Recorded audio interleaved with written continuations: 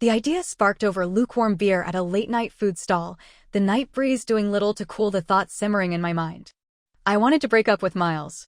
My best friend, Maya, blinked at me across the sticky table, skewers momentarily forgotten. This wasn't a sudden whim. It was a conclusion reached after months, maybe years, of quiet consideration. Miles and I had known each other for 7 years. I chased him for 5 of those relentlessly. We finally gotten together 2 years ago. And now, inexplicably to everyone but myself, I wanted out. Olivia, Maya finally managed, her eyes wide with concern. Are you okay? Like, seriously? Are you secretly dying of some rare disease? I couldn't help but laugh, a slightly bitter sound. I couldn't blame her reaction. My devotion to Miles had been so all-consuming, so unwavering, that Maya genuinely believed only a terminal diagnosis could make me leave him. I shook my head, taking another sip of beer. No, nothing like that. I just don't think I feel the same way anymore. The feeling's just gone. The alcohol loosened our tongues, and we talked late into the night. By the time we stumbled out of the brightly lit stall, it was well past 11:30. As I helped to swaying Maya towards the curb, my eyes caught a familiar sight: a sleek black car parked down the street. Miles leaned against it, a sharp silhouette in the dim light. He was dressed head to toe in black, broad shoulders tapering to a narrow waist. A couple of girls walking past shot appreciative glances his way. Our eyes met across the distance. His expression was typically impassive as he scanned Maya and me, then straightened up and started walking towards us. I was surprised to see him.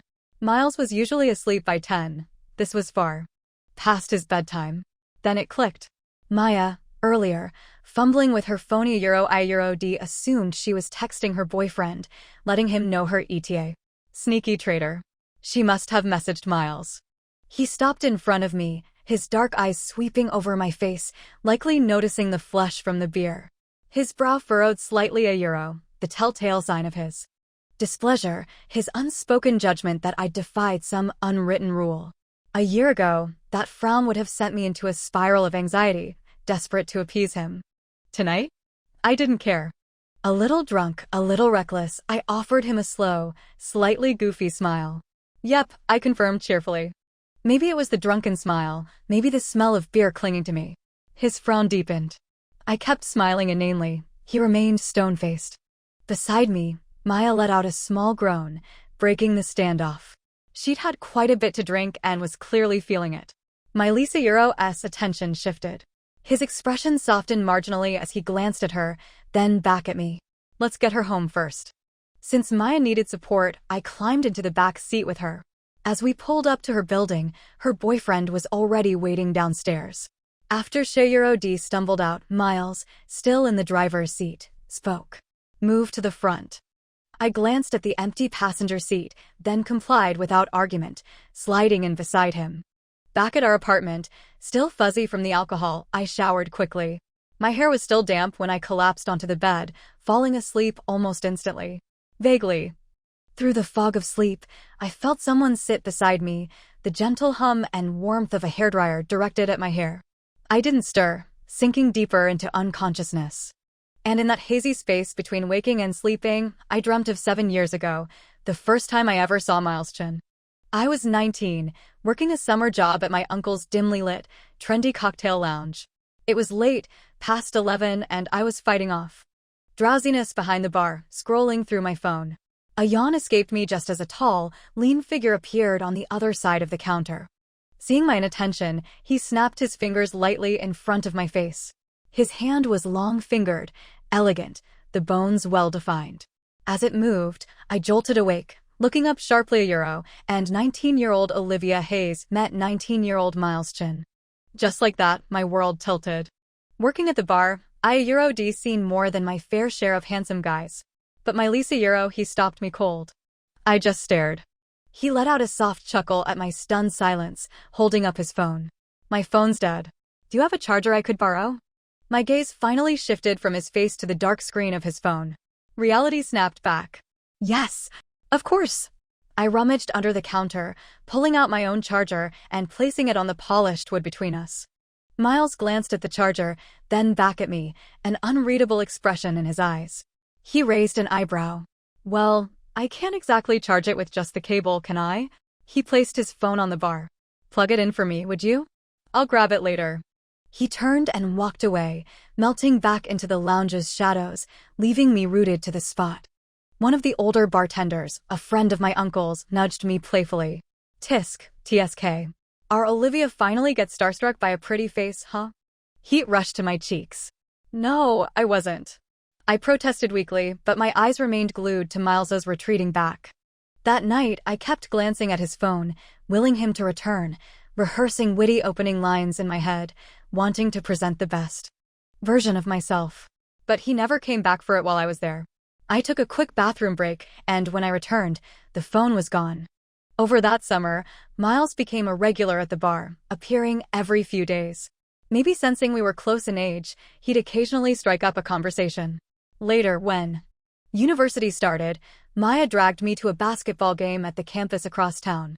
There he was again, Miles, the star player, half the girls in the stands screaming his name. Fueled by some inexplicable impulse, I declared to Maya back in our dorm room that night, I'm going to pursue Miles Chin. Famous last words. That pursuit lasted 7 years. I woke slowly, sunlight filtering through the blinds. Miles wasn't beside me. Previously, this absence would have triggered a familiar pang of insecurity, a quiet ache of loneliness. Today? Nothing. I stretched languidly, a surprising sense of lightness filling me. Then I heard noises from the kitchen. Confused, It wasn't the weekend. Miles should have been at work, I padded out of the bedroom. And stopped. Miles was at the stove, cooking. He was a fantastic cook, but rarely cooked for me. In the 5 years I chased him, showering him with affection, molding my life around his, he never once made me a meal. It wasn't until our 5th year, the night we finally, officially got together, that he cooked for me for the first time. Even in the 2 years since, work is busy, was the constant refrain, the excuse for countless takeout meals. Barefoot, I stood watching him, a sudden wave of unfamiliarity washing over me. He turned, spatula in hand, his initial expression unreadable before softening slightly when he saw me. You're awake. His voice was gentle. Go wash up. Breakfast is ready. This scene, him cooking, me waking up to the smell of breakfast, I dreamt of it for 7 years. Waited for it. Longed for it. But sometimes, when you wait too long for something, the wanting eclipses the having. When it finally arrives, the shine has worn off. Breakfast was surprisingly harmonious, almost domestic. You need to eat more, Miles commented, glancing at my plate. You've lost weight recently. I kept my eyes down, focusing on my toast. Actually, I've gained some back. He paused, fork halfway to his mouth. As if I hadn't noticed his reaction, I continued calmly. I was thinner a while ago. Started eating more recently, put on about 3 or 4 pounds. I was thinner before, Miles, but you never noticed. His sudden observation now meant nothing. He remained still, the atmosphere abruptly awkward. After a moment, he cleared his throat, his voice tinged with self-reproach. Sorry. I've just been so busy with work. That excuse again. The universal solvent for all his neglect. In our 2 years together, I'd heard it countless times. My birthday? Work is busy. Our planned beach trip? Work is busy. Our anniversary? Work is busy. The night I ended up in the emergency room with a high fever? Work is busy. All his time, it seemed, belonged to his work. Before, I'd made excuses for him, felt guilty for needing him, for adding to his burden. Today, I just didn't want to hear it anymore. I kept eating, my voice deliberately neutral, devoid of inflection. I was just wondering, if Scarlett was the one with you, would you still always be too busy with work? The moment Scarlett's name left my lips, the atmosphere shifted dramatically. Miles's gaze snapped to mine, sharp and startled. Why are you suddenly bringing her up? I took a slow sip of my orange juice. She contacted me recently. Miles froze, saying nothing. He rarely showed any emotion towards me beyond a cool indifference. Initially, I'd thought it was just his personality. Slowly, painfully, I realized it. Wasn't reservedness, it was apathy. He didn't care enough about me to get angry, or happy, or even mildly interested. My name, my presence, evoked no reaction. Because he didn't love me. But he loved Scarlett Jensen. His childhood friend, the girl he dated at 18, the one he broke up with at 19 but never truly let go of. His white moonlight. I'd always known, deep down, that Scarlett held his heart. I just foolishly believed that 7 years of devotion might carve out a small space for me beside her ghost. I was wrong. 2 months ago, Scarlett had messaged me out of the blue on social media, saying she had something important to tell me. We agreed to meet. Scarlett Jensen. I heard the name whispered for 7 years, but this was the first time I seen her. She sat by the window in the trendy cafe, perfectly waved. Hair tumbling over the straps of a fitted designer dress. Her nails were impeccably manicured as she scrolled through her phone. This wasn't the image I'd conjured. I'd confirmed the table number with the waitress. This polished, confident woman was her. As I approached, she looked up, recognizing me from my online profile. Olivia? She waved me over. We'd exchanged messages, so the initial meeting wasn't entirely awkward. Scarlett radiated the effortless chic of a city socialite dripping in brand names, meticulously put together, yet carrying an air of restless superficiality. Before even touching her coffee, she spent several minutes taking photos from various angles, ensuring the perfect shot for her feed. Only then did she put her phone down and really look at me, her expression calculating. You're prettier than I expected. I raised an eyebrow slightly, taking it as insincere flattery. Thank you. I'd heard about you, of course, she continued, swirling her latte. Looked at your profile the other day. You're not what I imagined. Oh, how so? Much more accomplished, she admitted, almost grudgingly. A bitter laugh almost escaped me. So, my years as Miles's devoted doormat had been fodder for gossip among their mutual friends? They probably thought I was pathetic, clinging desperately to him. The irony was I wasn't pathetic. My family was well off, I'd done well academically, I wasn't unattractive, and my new media studio was thriving. My pursuit of Miles wasn't born of desperation, it was born of genuine, albeit misguided, love. I offered a cool smile. You're not quite what I imagined either. I'd pictured someone extraordinary, someone truly worthy of Miles's enduring affection. This woman felt to Euro hollow. My unspoken assessment must have registered. Scarlett's smile tightened. Well, it doesn't matter how accomplished you are, does it? Miles has always loved me. Her hand, resting on the table, tightened slightly, revealing the insecurity beneath the bravado. This was the truth I'd spent years avoiding. Now, personified before me, it was inescapable. Scarlett leaned forward, her voice dripping with smug triumph. Miles and I met when we were 10. Started dating at 18. Even after we broke up, he never got over me. He's only with you because I wasn't around. She paused for effect. I just got back last week. Miles knew. He picked me up from the airport. Last week. The night I'd wanted to try that new Japanese restaurant. Miles had canceled, claiming he had to work late. Seeing the flicker of pain on my face, Scarlett pressed her advantage. I know you're impressive, Olivia. Good family, successful career.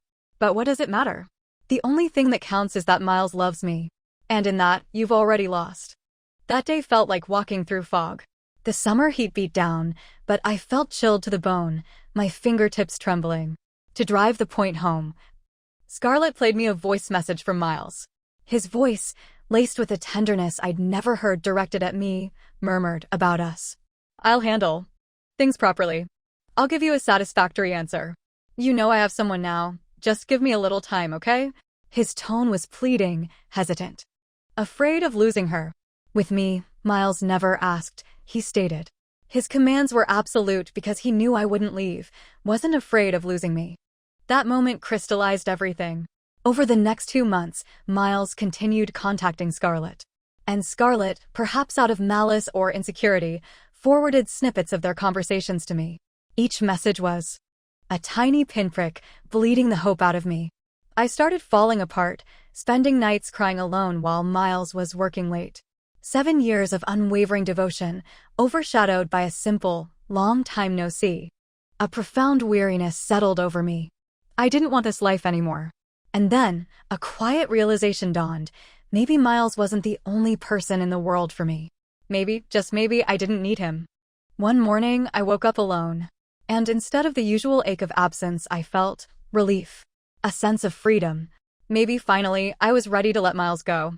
Miles offered no explanation for any of it. He never did. In 7 years, Explanations were rare. I was used to it. And now I no longer cared. After breakfast, I gathered my things and went to my studio. I'd started it right after university, and it had grown steadily. Today was quiet. After finishing my urgent tasks, I retreated to my private office upstairs for a much-needed break. I napped for most of the afternoon, waking up in the late evening twilight. The familiar pang of loneliness that dusk often brought hit me. Staring out at the city lights beginning to twinkle, my mind felt fuzzy. I reached for my phone, needing connection, someone to talk to. Opening WeChat, I saw a string of unread messages from Miles. Explanations, probably. I didn't even have the energy to open them. I scrolled past, sending Maya a crying emoji. "Babe, I'm lonely. Come keep me company?" Her reply was a photo of her legs clad in black silk stockings. "Sorry, babe, busy keeping someone else company tonight." I mentally cursed her for abandoning me for my brother. My circle of friends had shrunk over the years, my life increasingly revolving around Miles. Finding someone for spontaneous drinks and heart-to-hearts was harder than it should be. After sitting quietly for a while, gathering myself, I headed downstairs. Some of my team were working late, but my tasks were done. I waved goodbye and left. Suddenly, I craved a drink. Walking towards the street, I scrolled idly through my contacts again, hoping someone might be free. My studio was in a converted villa within a cultural park with a small garden facing the main road. As I stepped out of the garden gate, I saw him. Miles's car parked by the curb. He leaned against it, a cigarette held loosely between his fingers, the ember glowing red in the deepening twilight. I walked towards him. Several crushed cigarette butts lay on the pavement near his feet. He'd been waiting a while. "You didn't tell me you were coming," I said, managing a neutral tone. He looked up, his eyes shadowed. "I messaged you. You didn't reply." His voice was quiet, tinged with something that sounded almost like hurt. Right. The dozens of unread messages. I'd muted his notifications. I didn't tell him that. This silence, this lack of immediate response, was a stark departure from my previous behavior. For 7 years, especially the first 5, I'd bombarded him with messages daily, sharing every trivial detail of my life, even when he didn't reply for weeks. After we got together, a single "okay" from him would elicit a paragraph from me. He used to complain I was annoying, mute my notifications. Sorry, I lied easily, today was hectic. Didn't check my phone. He must have sensed the shift, the distance in my voice, because he didn't press further. Instead, he stepped forward, taking my bag with practiced ease. "You look tired. Let's go home. I made chicken soup." He took my hand, leading me to the passenger side, holding the door open. After I got in, he walked around and slid behind the wheel. Miles seemed determinedly cheerful tonight. On the drive home, he chatted nonstop work anecdotes, gossip about colleagues, even, surprisingly, asking when I had vacation time, suggesting we could travel together. This was his pattern. When he knew he'd messed up, he wouldn't apologize directly. Instead, he'd shower me with uncharacteristic attention, warmth, plans for the future. And usually I'd melt, forgive him, let it go. This time, he was clearly trying to apologize for the Scarlett situation without actually mentioning her. I stared straight ahead, my face impassive, offering polite but non-committal responses. Outwardly, we might have looked like a normal couple. Internally, I felt nothing. I pulled out my phone, scrolling through my social media feed.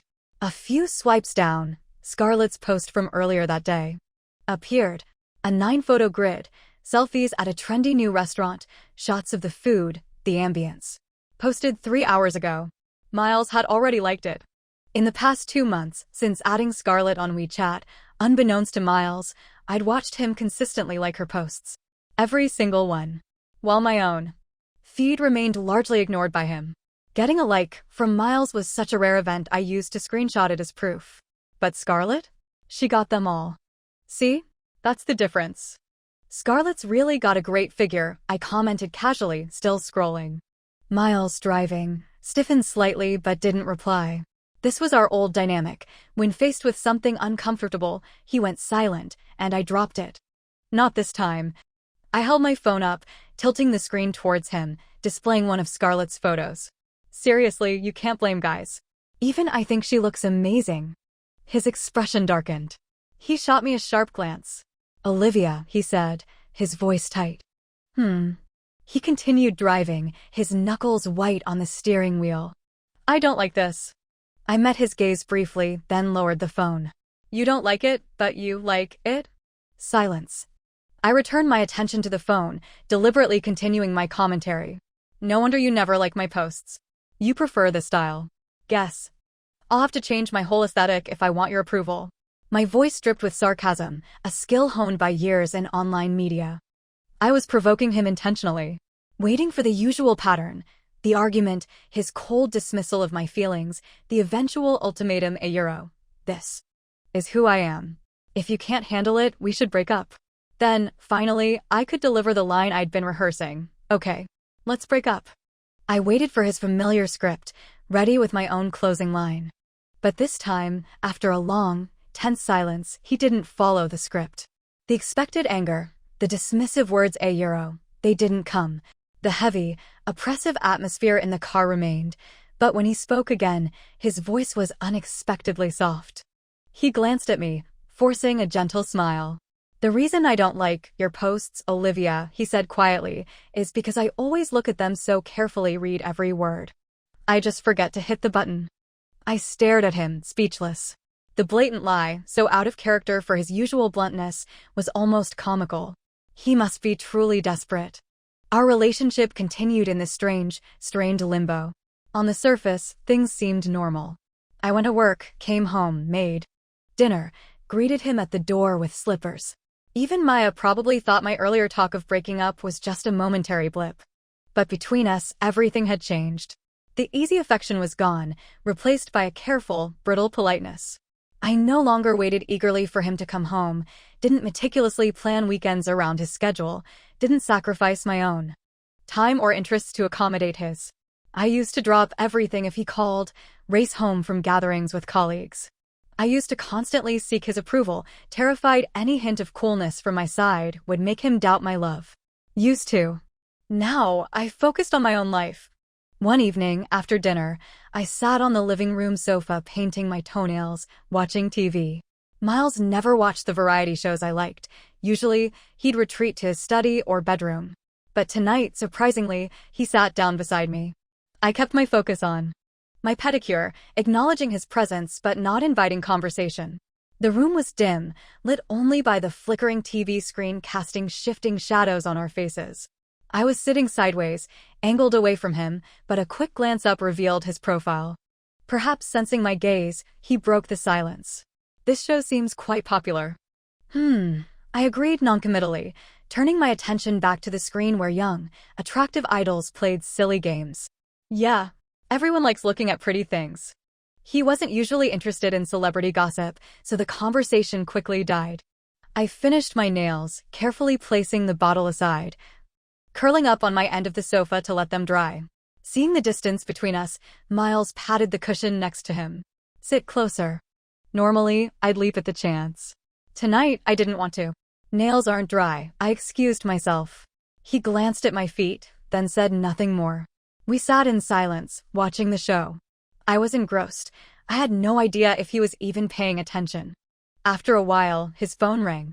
He pulled it out, glanced at the screen, and his brow furrowed again. I saw his reaction and knew immediately. With pointed politeness, I stood up. I'm heading to bed. It had to be Scarlett. As I walked towards the bedroom, I heard him answer the call just as I reached the door. Hello? His voice was low. My steps faltered for a second, but I continued into the room, closing the door firmly behind me. I sat on the edge of the bed for a while, then heard Miles knock softly. Olivia, he called through the door. I have to step out for a bit. Be back later. Okay, I replied, my voice even. Be safe. After he left, I went out too.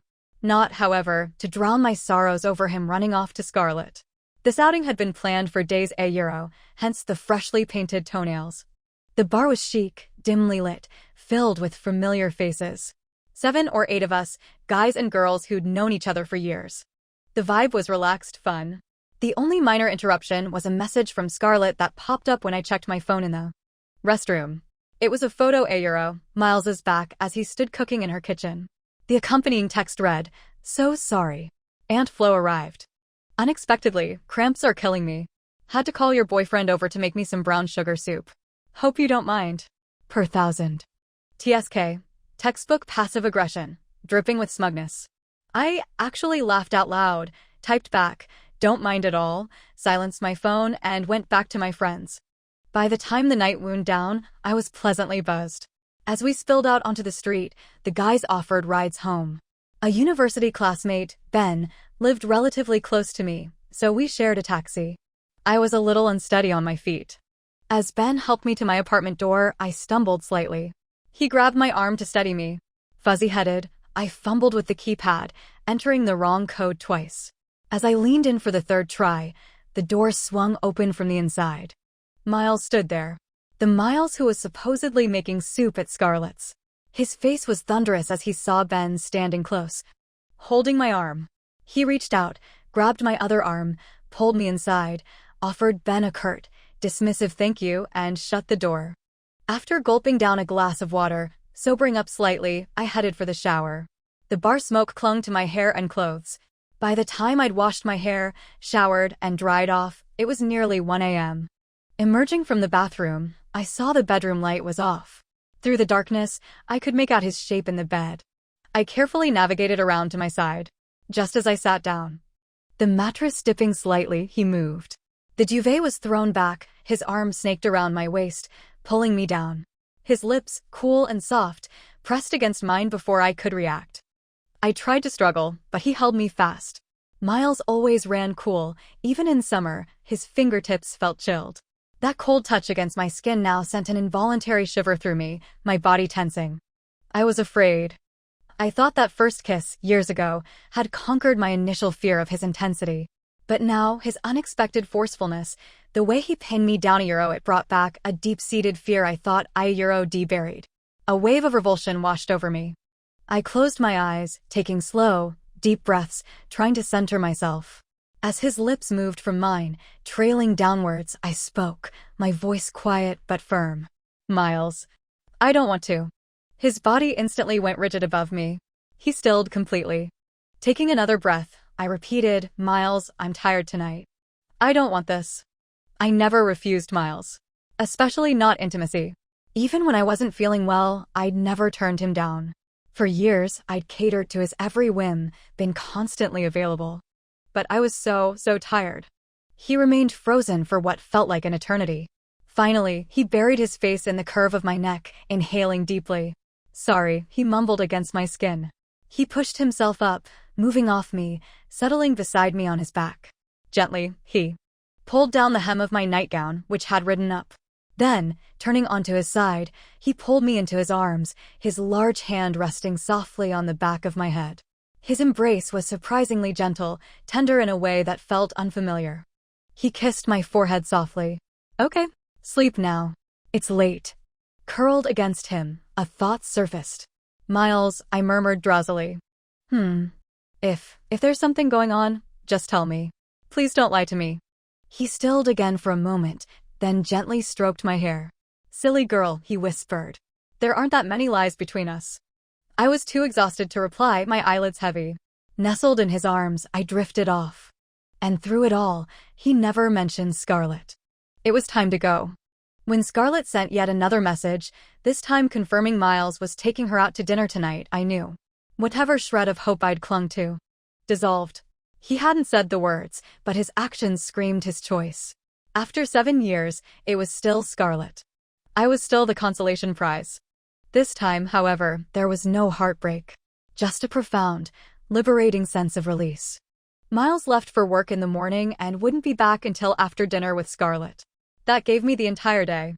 Enough time to erase myself from this home, this life. 5 years of chasing, 2 years together. Every corner of this apartment held echoes of my devotion, my futile efforts. Leaving it felt like tearing out pages of my own history. Scarlett might move in here after I left. Or maybe Miles would sell it, buy a new place with her. The thought still stung, a dull ache rather than sharp pain. Destroying is easy €1. I could pack up my life in a day. Building it, investing 7 years of hope and love €1, that was harder. I packed methodically, boxing up my belongings. I called Maya and her boyfriend, my brother, Ethan, for help. We moved everything to Maya's place temporarily. Seeing the stacks of boxes, Maya looked worried. Are you really leaving, Livy? Do I look like I'm joking? I replied, carrying a heavy box out the door without looking back. Stuff stays at your place for now. I bought a plane ticket for tonight. We need to hurry if I'm going to make it. A plane ticket? Where are you going? Maya trailed after me. Standing outside the apartment door for the last time, I took a deep breath, then turned to her with a determined smile. Everywhere. I'm going to make the world my home. Maya tried to argue, but seeing my resolve, she finally gave up, helping me close the door one last time. As it clicked shut, so did the chapter of my life defined by Miles Chin. 7 years of earnest, brave, foolish love over. It was okay. Just pages torn from a life story still being written. At the airport, waiting for my flight, it was around 9 p.m. Miles would be having dinner with Scarlett. I pulled out my phone and typed a final message. Miles, I'm gone. Left the key on the coffee table. My things are moved out. I wish you all the best for the future. I intended to send it and immediately turn off my phone. But the moment the message delivered, my phone rang. Miles. I hesitated, then answered. His voice was frantic. Olivia? What does that mean? Gone where? Why leave the key? What do you mean you moved your things out? The questions tumbled out, laced with panic. I didn't know which to answer first. Taking a breath, I started. Miles, I've thought about it a lot recently. We should break up. Before, you didn't love me, but I loved you, so I kept chasing you. For 7 years. Now, you still don't love me. You love Scarlett. And somewhere along the way, my love for you, it just ran out. What does Scarlett have to do with this? His voice rose sharply. Who told you I love her? The restaurant you're at with her right now, I interrupted calmly. I asked you to take me there 3 times. Each time, you said you were too busy with work. Even on our anniversary, you left me waiting alone while you worked late at the office. He fell silent. He probably hadn't even remembered. The place I'd begged to go, that held significance for us, was easily given to her. Something I couldn't attain with years of effort, Scarlett got with a whisper. Miles, I continued, my voice soft but firm, maybe we were never right for each other. For 7 years, it was mostly me, clinging to you. Now, I've let go of that obsession. And Scarlett is back. It's time for us to just end it. I was about to hang up when his voice came again, raw, almost broken. Olivia, it's not what you think. Please, can we just meet? Talk properly, face to face? Please? Clutching my boarding pass, I heard the final call announce. No need, Miles. I'm about to board the plane. I paused, then added quietly, I really did try my best this time. So, honestly, no regrets. Then I ended the call and switched off my phone. The truth was, I'd never forgotten the times Miles had hurt me, dismissed me, prioritized everything else over me. My love had simply papered over the cracks. But as that love diminished, the suppressed hurts the moments of neglect, the casual dismissals, the erosion of my own boundaries to please him they all surged to the surface, demanding acknowledgement. Standing in the bustling departure lounge, watching people come and go, I felt a strange sense of peace. The world was full of stories. The story of Olivia and Miles was simply over. Goodbye, 26-year-old Miles. Goodbye to the Olivia who loved him. New phone number, new WeChat account, only adding a handful of close friends. As a freelance digital media creator, taking a few months off wasn't an issue. I'd always dreamt of being a travel blogger, a dream I'd shelved for fear of drifting too far from Miles's orbit. Now, free, I embraced it. 2 months later, my travel blog had over 1 million followers. Sponsorships poured in. I was exploring the world and getting paid for it. From the south, I traveled north, ending up in Hohhot, Inner Mongolia. Sitting in a cafe editing footage, I got a call from Maya. She sounded exasperated. He came by again, Livy, asking where you are. I said I didn't know. He then proceeded to move all your boxes back into his apartment. I couldn't stop him. My fingers stilled on the keyboard for a moment. Whatever. It's just stuff. Not worth much. Easy for you to say. You're off being adventurous. I'm the one dealing with him. He shows up drunk, banging on my door. My new neighbor thinks I'm juggling 2 guys. This I hadn't anticipated. I thought Miles might make a few token gestures at reconciliation, then give up. 2 months of persistence? It was strangely out of character for him. He was typically Decisive, all or nothing. What was he playing at? Puzzled, I pushed the thought away. If he bothers you again, just call the police, I told Maya.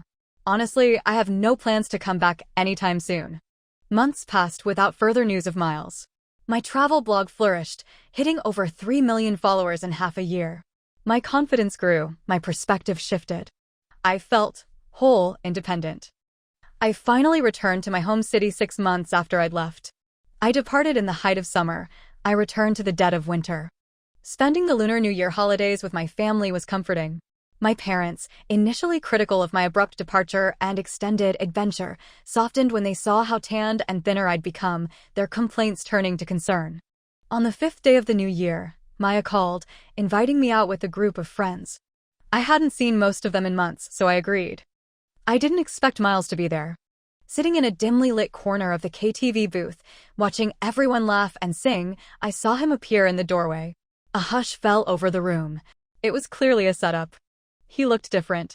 Thinner, yes, but also a euro heavier somehow. More melancholic. The sharp, almost arrogant confidence was replaced by a quiet weariness. The meticulous grooming was gone. He looked less polished, more a euro real. Mature. Our eyes met briefly before I looked away. He came over and sat beside me. Long time no see, he said quietly. Yeah, I replied, keeping my voice neutral. There was nothing more to say. His presence cast a pall over the evening for me. Around 10, my mom called, reminding me to come home early. Maya was still deep in karaoke mode. I grabbed my coat, murmured goodbye to Maya, and slipped out. He followed me. Of course, he did. I'll walk you home, he said, falling into step beside me. I didn't bother arguing. It was less than a kilometer, a short walk. He trailed silently behind me as I walked through the cold night. I pulled my scarf tighter around my face. His dark coat made him blend into the shadows, a tall, lonely figure. He looked at a euro pitiful. At my apartment building entrance, he stepped in front of me, blocking my path. His eyes were red-rimmed. Olivia, his voice was thick with emotion. Come back. I need you. I looked at him steadily. Those exact words again. The same words he used when we first got together. Need, not love. After 6 months apart, hearing it again felt almost insulting, profoundly sad. Miles, I said gently, you should be with someone you love, not someone you need. He flinched, understanding the implication. Olivia, he corrected himself quickly, his voice trembling slightly, I love you. Come back. The confidence. The control he always projected a euro, it was gone, replaced by a raw vulnerability that felt utterly foreign. He seemed to be fighting to keep his composure. Scarlett and I, it wasn't what you thought. He took a shaky breath. I did love her a long time ago. But back in high school, we were walking home. Got mugged. Her mom showed up, saved us, but she got stabbed. Died. Scarlett was raised by a single mother. After that, she had no one.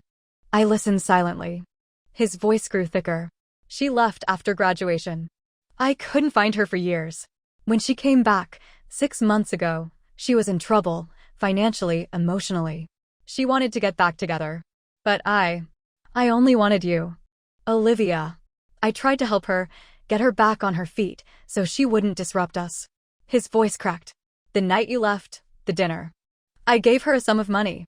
Told her to leave the city, start fresh somewhere else. I know, I interrupted softly. He looked up, startled.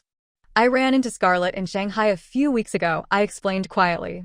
The confident woman from the cafe had been replaced by someone. Subdued, regretful. I thought, Scarlett had told me, her eyes red, that holding her mother's sacrifice over him would make him choose me. But I was wrong. This time, I really lost. Miles's eyes searched mine, hope flickering desperately. Then, Olivia, can you come back to me?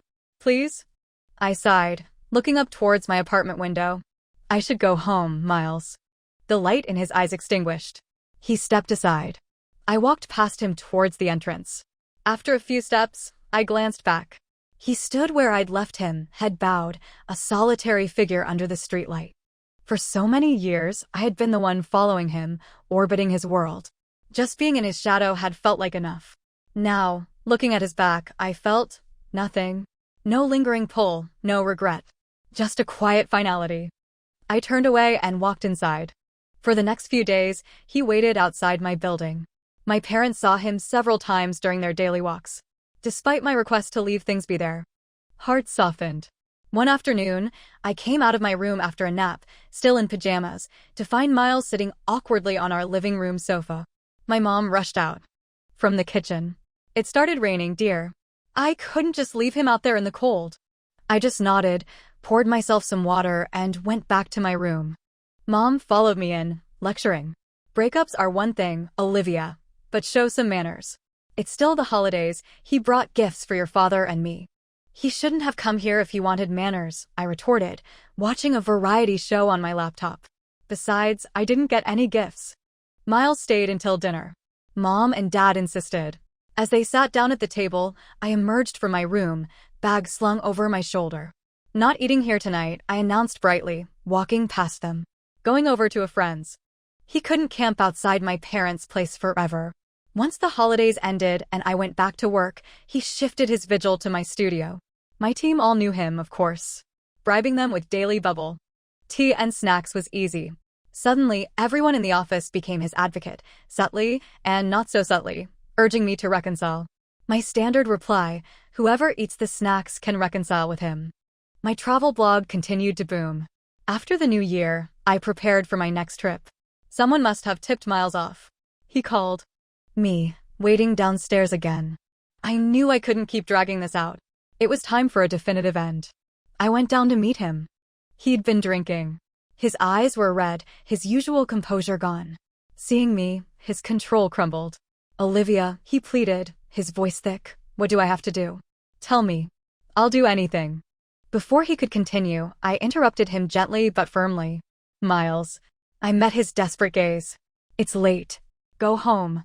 He looked at me, his eyes filled with raw need, a heartbreaking vulnerability.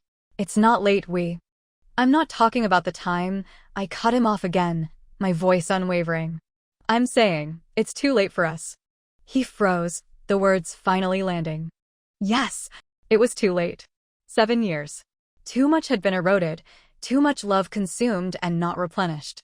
Time moved on, but some things belong firmly in the past. I turned away from him. "Go home, Miles. And let's not see each other again." I looked up at the sky, the moon bright, the city lights twinkling like distant promises. In the past 6 months, I'd realized something crucial. The reason we failed wasn't just Scarlett. It was me, finally waking up. And it was him, consistently cold and distant for 7 long years. I needed to move forward. The people and events of the past should stay there, in memory. I had loved Miles fiercely, foolishly. But time flows on. The bird and the fish travel different paths. It was time to truly begin my new life. The end.